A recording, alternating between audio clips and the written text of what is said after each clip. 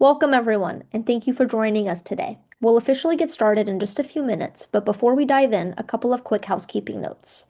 We'll be saving time at the end of today's session for questions, so please feel free to add any questions that you have along the way into the chat, and we'll make sure that we get to them during the Q&A portion of today's session.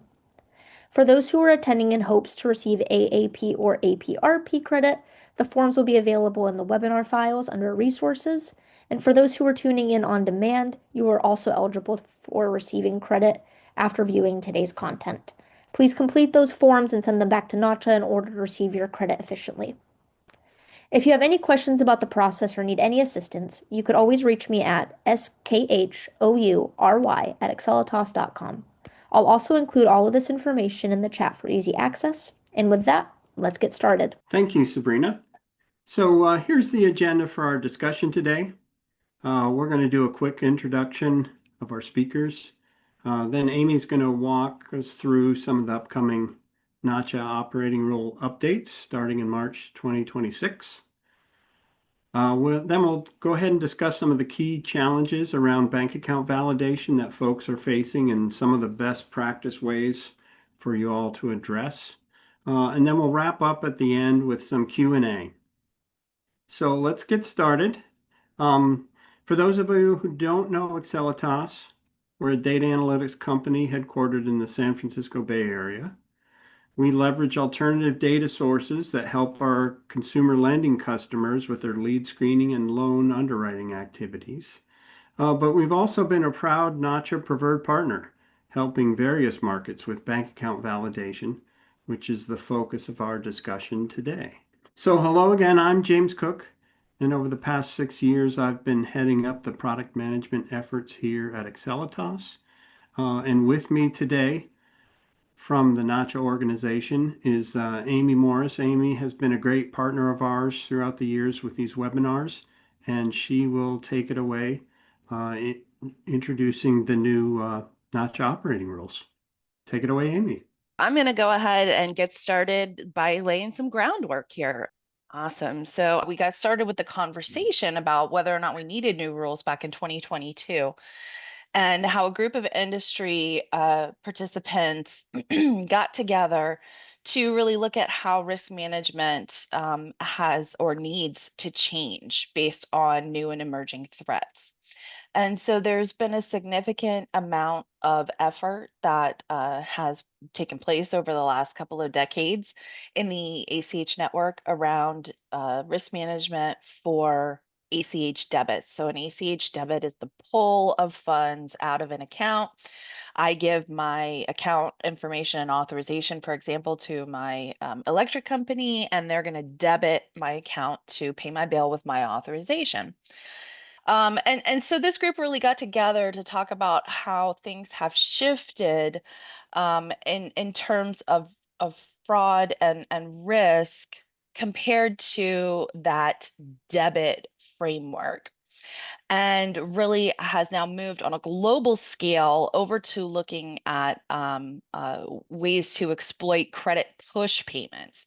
So different than how I've given my information to my electric company to debit my account, I have now we're looking at ways that I can push money out. So, for example, if I'm a business, I may have a vendor who has said, "I don't want to give you my account information. I want you to push those payments to me," and so that group came together in those discussions that was really agnostic of the payment type, because there are a lot of different kinds of credit push payments. There are ACH credits, there are wire payments, there are instant payments that are all credit push models, and really looked at how schemes and fraud and risk awareness needs to change, along with how, again, the fraudsters are evolving. And so out of this framework, we came up with three different sort of pillars here of about what was needed. There is the need for increased communication between all different types of parties, whether that is originators, receivers, so that's people that create transactions, people that receive transactions, and all along that chain, including vendors and financial institutions. that assist along the way, and how we need to have better mechanisms for sharing information. And then we also want to reduce the incidences of fraud. And then the third pillar is when the worst does happen, we want to make it easier to recover from those types of situations. And so in 2022, at the end of 2022, we published this new risk management framework in the area of credit push fraud. But what Nacha then took from that exercise, that again, as I said, was payment rail agnostic, was what are the things that we can do amongst ourselves for the ACH network to update our rules, because we're always walking that balance beam, right? We pass rules to support innovation in the network, and then we have to balance that out by continuing to make sure that our risk management, our risk mitigation is appropriate for how things continue to evolve. So as a result, what we're here, to talk about and talk about supporting are those new rules that came out from Nacha.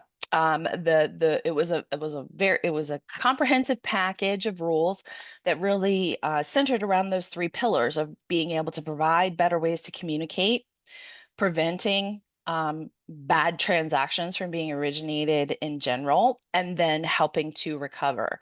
And so I sincerely encourage anybody in your organization that if somebody does not have access to the Nacha operating rules and guidelines, that you please make sure that you do. In addition to the new rules, we also provided significant updates to our guidelines to help support these new rules for all different parties, because this is a very comprehensive package that really covers every participant in the network, except for consumers, honestly. And so nobody is left untouched by this. So we've really been trying to get the word out there and help to provide information to folks. So these new updated guidelines include information about different types of common scams, and also sort of a glossary about different types of related terms around these types of frauds. We have suggested internal controls for originators, but beyond that, we have monitoring guidance for all parties. So if you are a vendor or a financial institution, we have updated all of those appropriate chapters to give you information about the types of transactions that we are trying to prevent, and ways that, depending on your specific role, you can update your processes and procedures, and then different issues to consider when it comes down to, um, again, the type of role that you play. So when I talk about the rules, we had a set of them already come into play at the end of 2024, and include and one second part of one come in at the beginning of 2025. But what we're really here to talk about today is monitoring. Those rules that went into place last year are for financial institutions, and they deal with the tools of recovery. So that third pillar that I mentioned. And what we're working towards next year are implementing our transaction monitoring rules. So when it comes to what we call the origination side, or the side of the business that creates transactions, sends them for processing, et cetera, we have two dates next year. March 20th is our sort of our phase one date. That covers all ODFIs. ODFIs are originating depository financial institutions. So those are the financial institutions that put transactions into the network. But then it also covers those large participants of other types, corporate originators, third-party senders, third-party service providers. So those are all the different types of vendors that help support the parties and the financial institutions that are creating ACH transactions. So on March 20th of next year, these rules become effective for those parties that in 2023 had ACH origination volume of 6 million transactions or more. But there's not a lot of breathing room here because effective June 22nd, we are then moving into our phase 2, or really everybody else. So regardless of your volume, like I said, these rules are reaching all participants except for consumers. So when we talk about transaction monitoring, what is it that these rules are really requiring? And I've gotten a lot of questions over the last year, to try to break it down. And honestly, I really still come back to the rule language. And so if we look on uh, slide 7, that rule language states that all of these impacted parties must establish and implement risk-based processes and procedures according to the role that they play that are reasonably intended to identify entries that are suspected of being unauthorized or authorized under false pretenses. We're going to talk in just a second about what those false pretenses are. Um, But an unauthorized transaction for a debit, it could be that somebody has stolen my account information and has provided it, again, in my example of a utility company, they've stolen my information, they need to pay somebody's utility bill, they go on and they use my account information. And in terms of credit transaction, that could be an example of account takeover, where again, somebody has stolen my information, but this time it's not just my account and routing number. It could be my credentials to log in to a to my account. And so then they initiate a false transaction or an unauthorized transaction. I, as the appropriate party that has access over the account, I am not the one who initiated that transaction. And so that covers unauthorized. And then into this realm of false pretenses, we're going to get into in a little more detail, but it really means somebody was tricked. I did it as the authority over that account. I did it, but I was tricked into believing that the receiving party was somebody other than who they were. So one thing to remember here when we're talking about transaction monitoring from the sending side is we're talking about all types of transactions, debits, credits, corporate, consumer. All transactions are covered under these rules because while we did this exercise in 2022 to look at how the risk landscape is changing, we don't want to, let our foot off the gas in terms of how we're protecting folks in an ACH debit scenario as well. We don't want, the whack-a-mole of where I'm just going to pop up here and there wherever I can find a hole in our risk management, right?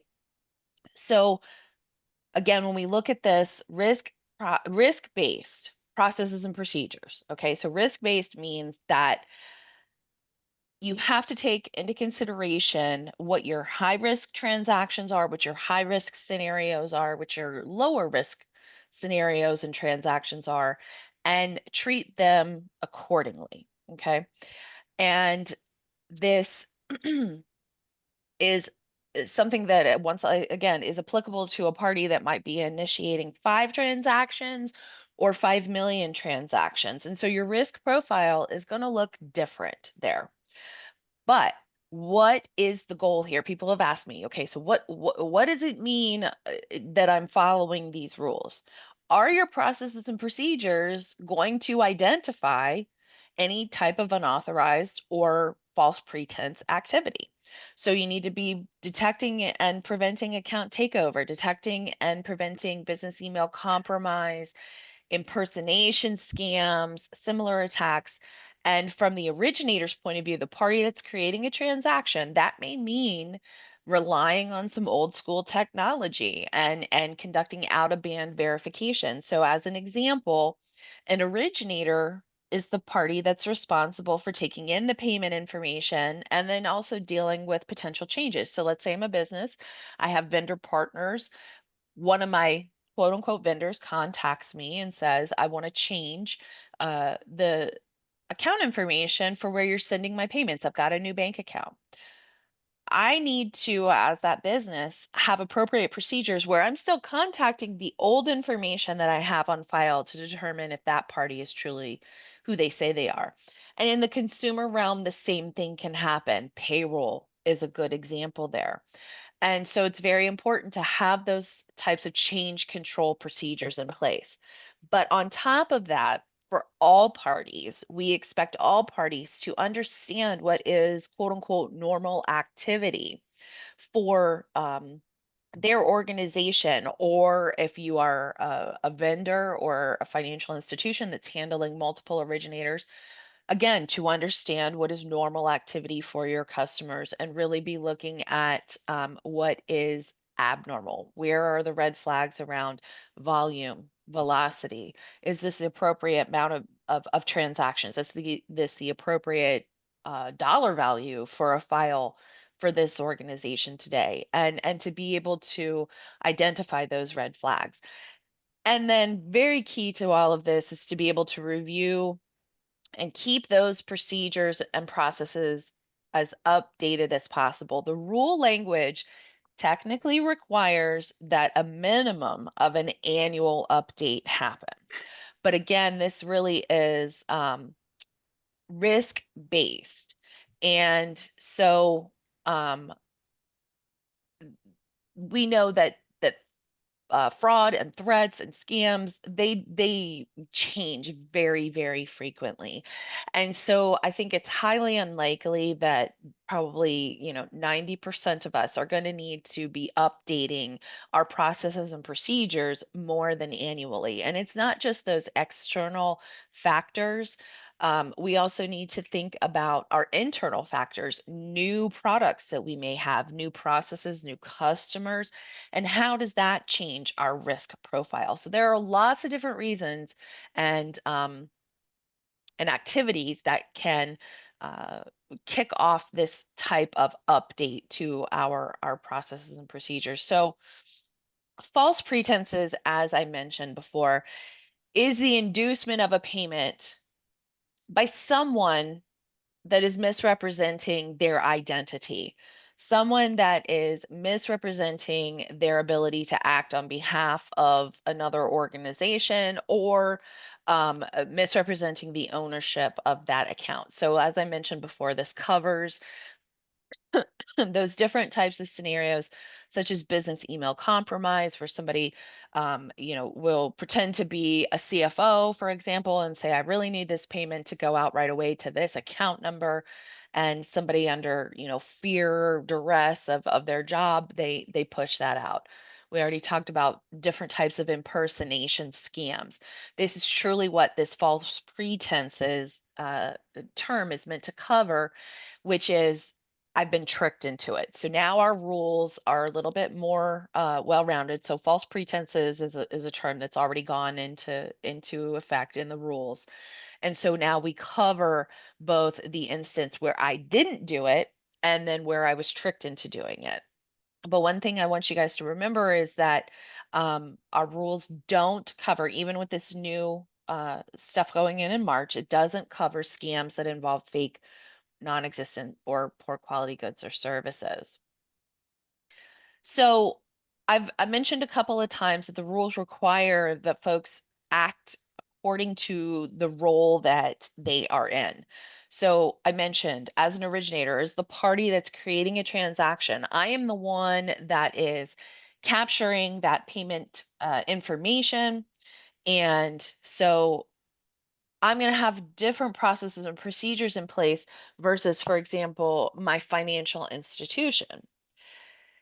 And so it's very important, again, and I really recommend that you look at those guidelines that talk about different ways that originators can protect themselves against the different schemes. But then when we move on and we start talking about other parties in the chain, because this truly is a group activity, in order to prevent the bad transactions from getting into the network to begin with, we all have to work together. And so when we talk about third party senders or third party service providers, which again, these are vendors involved in helping folks create and process ACH transactions. They still have a responsibility under this rule as well, as far as they are involved in the origination of ACH entries.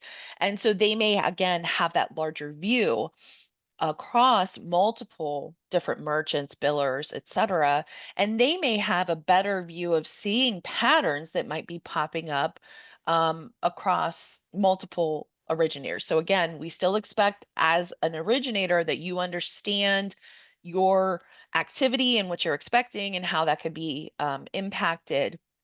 But then if you are working with a vendor, then that can be an even greater tool for you to use because they have a wider visibility and can recognize things that may be happening in terms of returns, volumes of transactions, the velocity, all of these things across more than just one merchant. Is there a transaction? Are there transactions, I should say, for example, that are consumer based that are hitting a business account or a consumer account that's having a bunch of business transactions hitting it. These are all different kinds of flags that can be involved in your processes and procedures that help you to um, to meet this requirement to identify.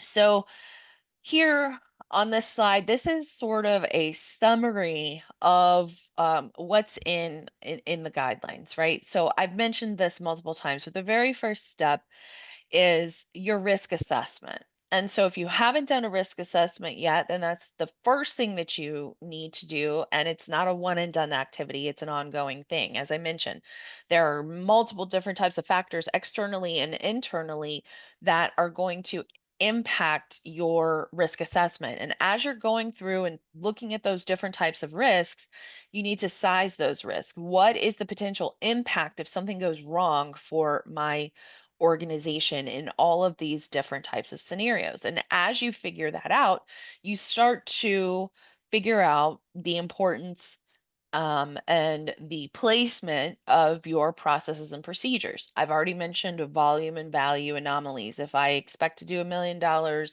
of business today out of 50,000 transactions and my numbers far exceed that, that should be a red flag. Velocity in terms of looking to another level of detail on those transactions is also important. Should I have this many transactions to a specific account number, or should I have this many transactions to a specific name? Why does Amy Morris appear, 50 times in my file with a bunch of different account numbers? Those are all different types of red flags. We hate to have returns, but when we do have returns, we want to make sure that we are monitoring them and analyzing what those returns tell us. When we get an R17 questionable return, right away that should be a red flag to say, hey, let's cut this off and let's look at that pattern and try to prevent more of that. But also, what can we gain from our invalid account returns, unauthorized, etc.? Once again, we're talking about all different types of payments, debits, credits, consumer, non-consumer. So on the debit side, overpayments are still a concern. We want to make sure that we're not allowing overpayments. If somebody owes me $50, why should I accept a payment from them for $1 million? Something funky's going on there, and maybe they're trying to game the system a little bit. And then we come down to account validation. It is already called out specifically as a requirement for WEB, transactions in the ACH network. And those are consumer debits that are authorized over an unsecured network. And it is specifically called out there. It is not specifically called out in this rule. But again, when we go back to what are your risk-based processes and procedures that allow you to identify when a transaction may be unauthorized or authorized under false pretenses. Understanding when an account is not in a good standing or even who it's owned by can be a key part of those processes and procedures depending on your risk profile. And then finally, I'm going to call out here um, that you should be having conversations if they haven't started already, either with your financial institution or if you are working with a vendor, a third party sender, with that party as well, because there may very well be updates included in those contracts, because the rules call out that every participant has a part to play, and it depends on your role. You can rely on other parties, but that reliance has to be based on um, something again considered reasonable, which is through the contract process and then vendor due diligence. So if you have a contract or an ACH origination agreement that says, I'm responsible for XYZ, you're responsible for ABC, other party, you're responsible for 1, 2, 3. You need to have that clear and concise. Need to understand what your expectations are from your different parties, particularly from your ODFI parties, because that's where your potential enforcement comes from. And then when you're dealing with your vendors, include your, appropriate vendor due diligence to make sure that if your vendor says, or your contract says they're responsible for XYZ, and that's what you're expecting, that is what is happening. So these are all conversations that should be going on right now as we're all moving into hopefully our testing and close into our technical implementation. So I know I've taken kind of a bit of time there going over all of the Nacha requirements here. And I'm happy to turn it now over to James to really kind of talk about why this is important and some more the reality of how we can start moving towards these requirements. Yeah, thank you, Amy, and thanks for those insights. And the details are obviously important here. So wanted to just kind of highlight some of the challenges that we're seeing in the marketplace. And one of the challenges we're facing on this webinar, where I think both Sabrina and myself have had computer reboots happen in the middle of this presentation. So apologies for the audience if things have been a little up and down with some of the slides and whatnot, but hopefully we'll be able to bring it home from here. So yeah, so there are three challenges that we really wanted to stress in this discussion. One of which is just to talk about the general demand that's happening for ACH payments, right? It's on the rise, which is a good thing. But with that, I mean, fraud continues to rise, right? We never seem to be able to get away from it. We'll touch on that a little bit, and really kind of the whole reason why Nacha has implemented these new rule changes here is as ACH payments continue to rise and fraud continues to rise, we need to make sure we've got a handle on that to have a clean and efficient network. And then finally, the whole complexity around bank account ownership validation, right? Really kind of a cornerstone of these rules is making sure you know who you're sending your money to and who that individual is. So yeah, so overall, the ACH network growth in the second quarter of 2025, not on this slide, I believe Ainsley or Amy, we said it was 8.7 billion payments in the second quarter of this year, which was a 5% increase in payment volume over last year, and almost an 8% increase in value. So as you can see on this slide on the right-hand side, this is the infographic that Nacha puts out every quarter. All different forms of ACH payments are all kind of on the rise with different percentages there. So, happening all over the place in the ACH network. And the reason, driving that is, consumers are demanding more, including the ACH payments network, and businesses are demanding more. And so what's going on here, not surprisingly, is we all have these digital world expectations now, right? The availability of, instant services through all the digital platforms that we interact with on a day-to-day basis, has raised consumer expectations in their consumer livelihood, but also in their working livelihood, right? I want things to be as convenient in the office when I'm doing my processes and my work, as it is when I go online to click to pay to buy something that ships to my front door. Consumers are also feeling a lot of financial pressure, right? I think I've seen recent statistics where like 40 to 50% of our fellow citizens in the country are living paycheck to paycheck. So there's financial pressures where people are trying to manage their bills and their obligations and, what can they do with, real-time transactions and just ACH payments in general to kind of manage their lives. And then we've also been seeing how consumers, especially younger consumers, are, starting to move away from credit cards, right? There's concerns about credit card debt. Interest rates, are still high. And then just kind of the desire for transparency and control over our, financial spending and our financial lives. So, on the consumer side, that's really where the trends have been going. And then on the business sides, I mean, retailers have always been concerned about higher processing fees to accept card payments, and card payments aren't going away anytime soon. But they're trying to make more of a move to get consumers to pay with ACH payments because it's got a better cost profile from them. And the consumers themselves, as noted earlier, are interested in doing more, pay by bank and pay from with their ACH accounts, et cetera. So that's kind of helping to drive things on the business side. Um, and then, interestingly enough, it's been a slow slog here, but businesses are slowly moving away from checks to ACH. I think, Amy, you had in our earlier discussions, you were saying that it was down from 33% of business payments down to 26% of payments made that your team had recorded recently there. So, Yeah, trending down, still have a ways to go. But of course, businesses, always cost conscientious, efficiency conscientious as well. But interestingly, I mean, security is a concern around checks as well. Check fraud has resurfaced, interestingly enough, and has been on the rise. And so let's go to the next slide and we can talk a little bit more about what's going on in the fraud world. As Amy had mentioned earlier, the Nacha definition of false pretenses, right? Covered common fraud scenarios of various impersonations, vendor impersonations, payroll impersonations, payee impersonations, right? That fraudsters are really targeting, trying to get at that ability to steal folks' money.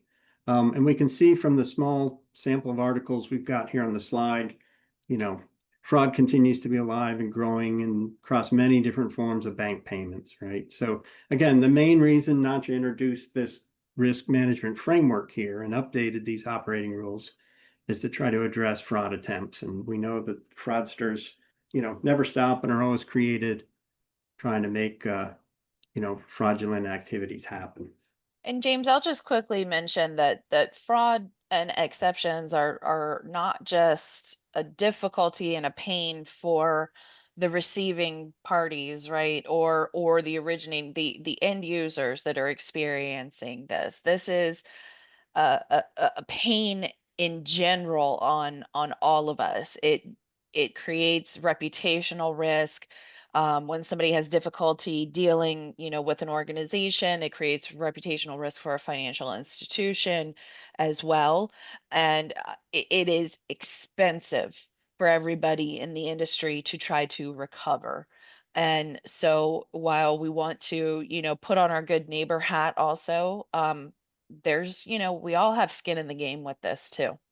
Yeah. And what is some of the recent, I know there's a number of entities out there that try to measure the cost of fraud, et cetera. I think the more recent one that I saw, I think it was from LexisNexis, was like a 5 times multiplier. So it's not Exactly. just the money that you lose, but it's Right. everything associated with that that really Yep. multiplies A the hundred cost. thousand dollar transaction will cost you 500,000 to try to recover. Yep. Yeah. Yeah. According to that study. Yep. Yeah. So there's let's talk some more specifically then around bank account ownership validation and the complexities here, right? There's several different solutions to consider. We've kind of listed 6 of the more popular ones here over on the right-hand side of the slide. But what's important to note, and I think folks know this, is that there's no one kind of silver bullet solution that addresses everything, right? There's some combination of these things that's going to work for folks. And we mentioned friction here for consumers, but as I'd kind of indicated a little earlier, there's also friction associated with your employees as well. So not just the consumers who are using your service, but your internal folks who are managing these processes and trying to maintain these processes, et cetera. Anytime you've got a process or a process, a change in the process, if it takes too much time, if it's too cumbersome to manage, you're going to result in some dissatisfaction for your end consumers as well as your internal employees, et cetera. So as you look at upgrading your processes in order to address these new rules, you really want to be prepared for looking at, what friction am I injecting into my processes here. And then some organizations have found, it's can become really costly to try to, operate these different bank account ownership validation solutions here, right? So really, really important to try to figure out the best way to optimize things across these solutions.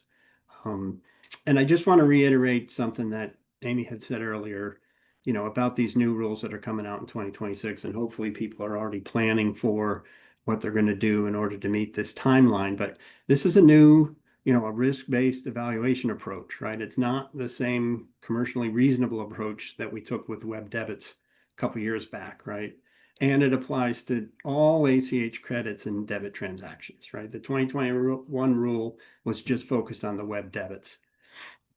And the parties involved, right? The ACH originators, the originating FIs, any other third-party senders, service providers, and the receivers, right? So it's a broad group of people and a broad change in this risk-based evaluation approach. So folks really need to, be taking a look at this and making sure they're addressing appropriate type of changes here. What is it that we want to do in order to address this? And Amy touched on some of this stuff before, right? Given that this is a real shift in what we're doing here in the rules, right? You need to really assess what your current ACH process is, determine if or how you need to update your process to meet what the rules are asking for, right? If you already operate in a high risk payment environment, I've got lots of KYC, I've got lots of verification in place. You still want to address what it is you're doing to make sure you're set for the rule changes. And then for those of you who are in medium or lower risk payment environments, you especially need to assess your ACH process, identify any gaps that you have to address things accordingly, right? This is a broad rule change here that folks need to take into serious consideration here. And then as with any fraud prevention process, right, it's going to be a layered approach that you take. There's no one thing that's going to solve everything here. And especially as it relates to bank account ownership validation. You want to make sure that you're using the right tool for the right job based upon your risk profile and based upon the consumer segment that you're working with, right? Who are your customers? What are their profiles? Which one of these tools is really going to work best for them in terms of any cost and any friction and any coverage, et cetera. So we've shown here on the right hand of this slide, these same 6 more popular bank account validation services that companies are employing. Nobody's going to use all 6 of these things, right? But it's some combination of these things that you want to take into consideration. And wherever possible, you want to utilize, available APIs, any available automation you may have in your process or you want to inject into your process. Again, helping to address, your cost concerns, but as well as friction for your customers, friction for your internal folks. Try to minimize any of the manual processing that you need to do. And then finally, as a data company, it's part of our DNA where we're always measuring things, monitoring things, and when necessarily adjusting things in our processes, our models, et cetera. So continuous feedback here is very important, especially when you're addressing fraud. This is definitely not a set it and forget it type of approach here, right? I mean, Amy, do you want to add any more to Yeah, that yeah, point? no, I agree with you, James. I did say it's not, in terms of a risk assessment, it's not a one and done activity. This is an ongoing thing. And I really think that when you're using these types of, well, really any type of tool you use, you need to have some kind of analysis into your performance and then figuring out how to adjust. And so I think it's, a really good thing if you can have a partner that can also provide you with that type of intel and assist you with adjusting, and that feeds right into the requirement of the rule to keep your stuff up to date. So how can we help here at Accelitas? I mean, we have been focused on bank account validation. Like, how do I know it's a good bank account? How do I assess the ownership of the bank account? The basic kind of table stakes, if you will, for the new Nacha rules. And so just last week, we announced a new product offering specifically around bank account ownership validation. Solution that we created is a real-time predictive solution. It showed very strong performance in the near prime, subprime market segments. And that we have found has been kind of a tough segment of consumers to accurately validate. So we're real proud and happy to have this service offering available. Of course, we also have kind of our traditional or legacy bank account validation services. They've proven to be highly accurate and effective for just detecting invalid bank account numbers. And so depending upon your level of ACH payment risk, depending upon the markets that you serve, these are services we feel you want to consider to help you solve some of this complexity of addressing these new Nacha rules. But again, we kind of say, don't just take our word for it. We strongly encourage our prospects to come test with us first to see the value these solutions can provide to your process. Our testing is complimentary, but we prefer to let test results do the talking for us. So please make sure you're evaluating things thoroughly as you look at different providers who are out there in the marketplace. And so just to summarize one more time, right, Accelitas, it's our combination of access to these alternative data sources coupled with our predictive analytics capability that's enabled us to really help our customers solve a number of their different business pain points and problems, including, we're looking forward to the future here to help folks with bank account ownership validation that we discussed today. So it looks like we've still got some time, which is great. We can move on to the Q&A session. And again, if anybody here would like to talk to us further, Susan Bean, whose picture is here, she heads up our business development efforts. Her contact information is here, and she and all of us at Accelitas here would love to help. And Sabrina, I'll kind of look over to you to see what questions have come in that Amy and I can address for folks here in the last handful of minutes we have. If we don't get to all the questions that are here, we'll definitely follow up with folks and make sure we can get answers back to them. I had one question come in, Yeah. and it was around account ownership while Sabrina's getting everything lined up there. So, as I said before, account validation and account ownership is not specifically called out in terms of a requirement for this rule. And so, as I said, the requirements are risk-based and what is going to assist you in your processes and procedures to help you identify transactions that may be unauthorized or authorized under false pretenses. And so account validation can be a great tool, again, based on your risk profile to help you meet those qualifications, both account validation at its basic sense as well as account ownership validation as well. So just wanted to clarify that. Thank you. Great. Thank you, Amy. Thank you, James. I will go ahead and kind of get into this Q&A. So first question we have comes from, and apologize if I'm mispronouncing anything here. Looks like it's coming from Eden. It looks like the question is, does the Accelitas account ownership validation T of ownership information directly from the RDFI, or is it Accelitas collected directory based on information shared, like account validations?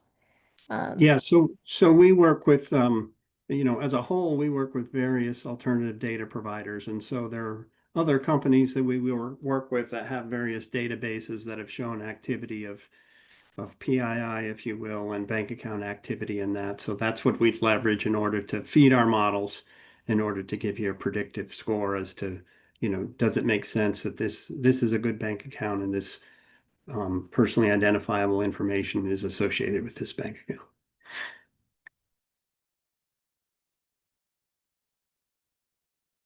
Right. We have someone that's asking Amy quickly, if you don't mind stating some of the information regarding the upcoming rule once more. Um, just kind of a brief overview on that, it looks like.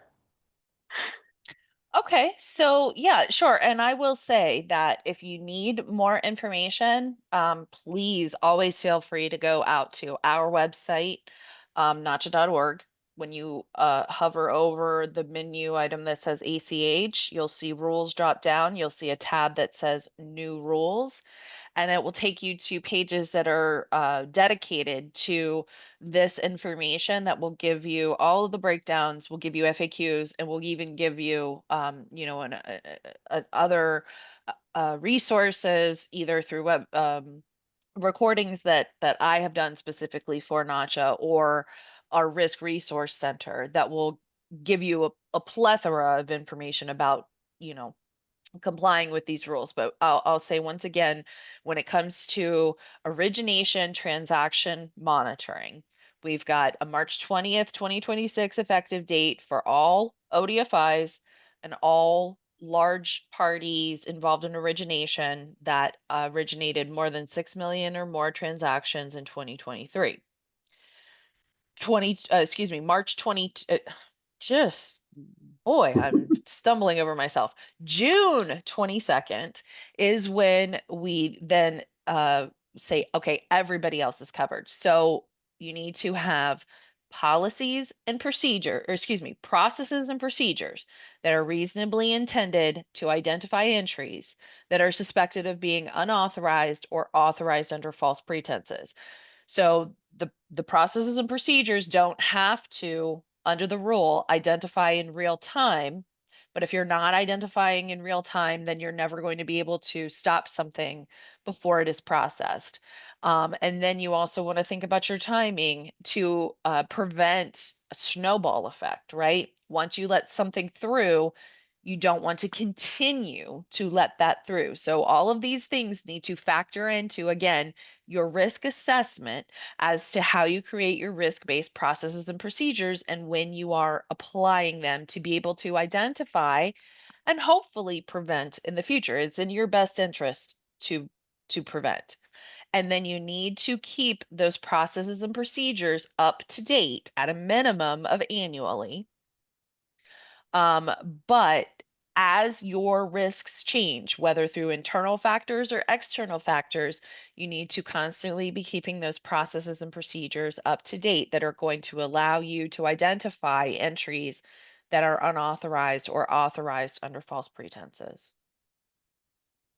And Amy, did I hear you in a previous discussion we had that for the originators for the March 20th date, that 6 million number, that's like any combination of ACH credits and debits? Is that Yes, for everybody. The everything? thresholds, yeah, for the thresholds that delineate between phase one and phase two for all parties are a full origination volume. Yes. Yeah. See, I got that one right. Yay. I had a couple more people ask some questions about the AAPAA or APRP information. Just a heads up for everyone out there. I went ahead and I added those documents in the chat as well for easy download. So just wanted to make that known. Um, Next question we have is coming in from Carmen. They are asking if an entry goes through, does the institution suffer the loss or can it still be recovered?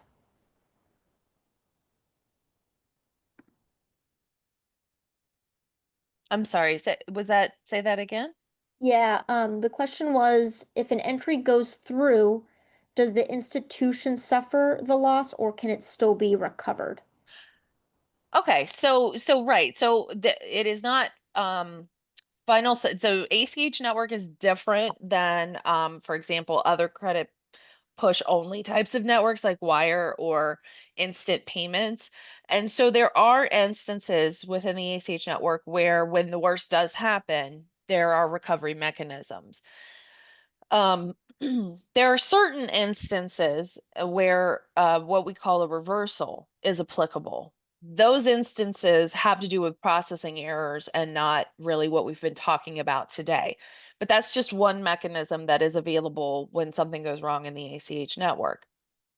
For the instances that we're talking about today, there is the requirement for receiving financial institutions to be performing monitoring on the credits that they receive, and they have some tools to allow for some additional time for their investigation and the capability to return those funds back to the sending organization. This is all part of those rules that I mentioned before that went into play in October of last year. And then for the sending institution, if again everything there, hasn't helped in the situation, there's still the capability of the originating financial institution to send a message over to the receiving financial institution requesting those funds to be returned. Now, it is not mandatory that that financial institution act on that request. For example, if the funds are no longer available. And so that is, we've been very focused in this webinar on the sending side requirements, but that is the importance of the receiving side requirements, where they are also a partner in this endeavor to try to help identify these things. And again, that third pillar, like I mentioned, to assist in easier recovery. So it's not a given, but we have definitely expanded the tools to aid in recovery.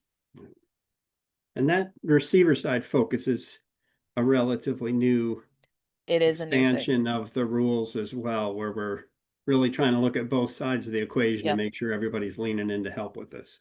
right. So one last question that we have is regarding the new Nacha rules. Do the new Nacha rules apply to fintechs or just banks? And oh, sorry. Do they apply to fintechs, banks, or financial institutions, or all of the above? And how do they apply to each of these? They apply to all, again, depending on the role that you play. So when you talk about a fintech, there are a few different roles that a fintech can play. It is very clear when it comes to the transactions that a fintech is originating. They're covered just like everybody else. For the role that they play, they have to have processes and procedures intended to identify um, fraudulent or transactions initiated under false pretenses. When we talk about fintechs on the receiving side, the rules do extend to the point of the receiving financial institution, but you still will need to have conversations with your financial institution partners if you're on that receiving side of a fintech, because you need to understand what changes they may be putting into play in terms of their how they're monitoring and what that may mean in terms of funds availability, reporting, etc. They may also want to make some changes to your processing agreement as well. The Risk Resource Center that I mentioned out on our website, it's also available directly from it's a little blue pill right at the top of nacha.org. It does have some good information there about fintechs on the receiving side and how they interact with financial institutions. We also are going to be continuing the conversation throughout this year and into next year on what we're calling third-party receivers, which are those types of fintechs. So again, if you're a fintech on the sending side, you have to have those processes and procedures in place. You're covered just like any other entity. And when you're on the receiving side, you need to be having conversations with your financial institution partners about any changes that may result. I think that pretty much does it for the Q&A portion. As I mentioned at the top of the webinar, please feel free at any time to reach out to any one of us, and Susan's information has been on the screen as well, so she will always be available for any questions or follow-up. And thank you very much, James, and thank you very much, Amy. Appreciate all your hard work on getting this webinar together. Thank you.